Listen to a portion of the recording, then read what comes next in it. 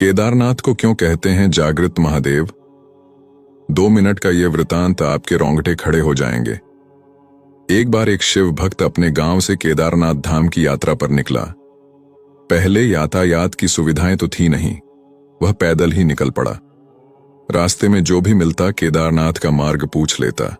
मन में भगवान शिव का ध्यान करता रहता। चलते चलते उसको महीनों बीत गए। आखिरकार एक दिन वह केदार धाम पहुंच ही गया। केदारनाथ में मंदिर के द्वार 6 महीने खुलते हैं और 6 महीने बंद रहते हैं।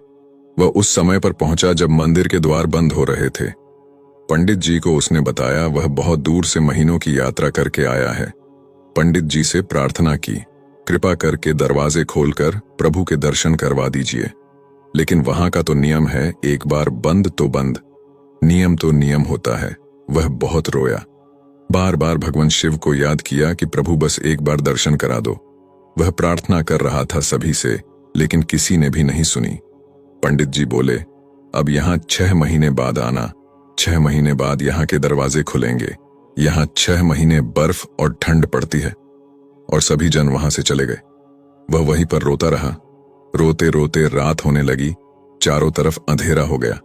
लेकिन उसे विश्वास था अपने शिव पर कि वो जरूर कृपा करेंगे। उसे बहुत भूख और प्यास भी लग रही थी। उसने किसी की आने की आहट सुनी। देखा, एक सन्यासी बाबा उसकी ओर आ रहा है। वह सन्यासी बाबा उसके पास आया और पास में बैठ गया।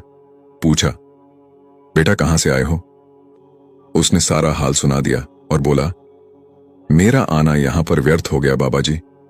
बाबा जी ने उसे समझाया और खाना भी दिया। और फिर बहुत देर तक बाबा उससे बातें करते रहे। बाबा जी को उस पर दया आ गई। वह बोले, बेटा मुझे लगता है सुबह मंदिर जरूर खुलेगा, तुम दर्शन जरूर करोगे।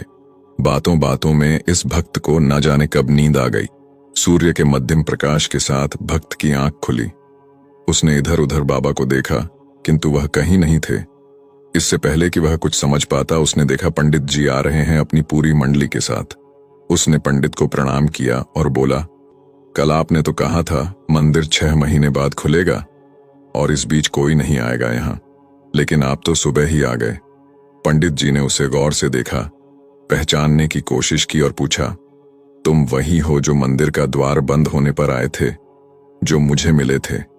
6 महीने होते ही वापस आ गए। उस आदमी ने आश्चर्य से कहा, नहीं, मैं कहीं नहीं गया। कल ही तो आप मिले थे, रात में मैं यहीं सो गया था, मैं कहीं नहीं गया। पंडित जी के आश्चर्य का ठिकाना नहीं था। उन्होंने कहा, लेकिन मैं तो 6 महीने पहले मंदिर बंद करके गया था और आज 6 महीने बाद आया हूं। तुम 6 महीने तक यहां पर जिंदा कैसे रह सकते हो? पंडित जी और सारी मंडली हैरान थी। इतनी सर्दी में एक अकेला व्यक्ति कैसे 6 महीने तक जिंदा रह सकता है? तब उस भक्त ने उनको सन्यासी बाबा के मिलने और उसके साथ की गई सारी बातें बता दी कि एक सन्यासी आया था, लंबा था, बड़ी बड़ी जटाएं, एक हाथ में त्रिशूल और एक हाथ में डमरू लिए, मृगशाला पहने हुआ था।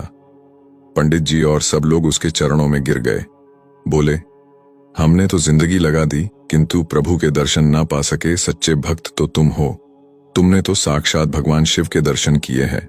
उन्होंने ही अपनी योग माया से तुम्हारे 6 महीने को एक रात में परिवर्तित कर दिया, कालखंड को छोटा कर दिया। यह सब तुम्हारे पवित्र मन, तुम्हारी श्रद्धा और विश्वास के कारण ही हुआ है। आपकी भक्ति को प्रणाम।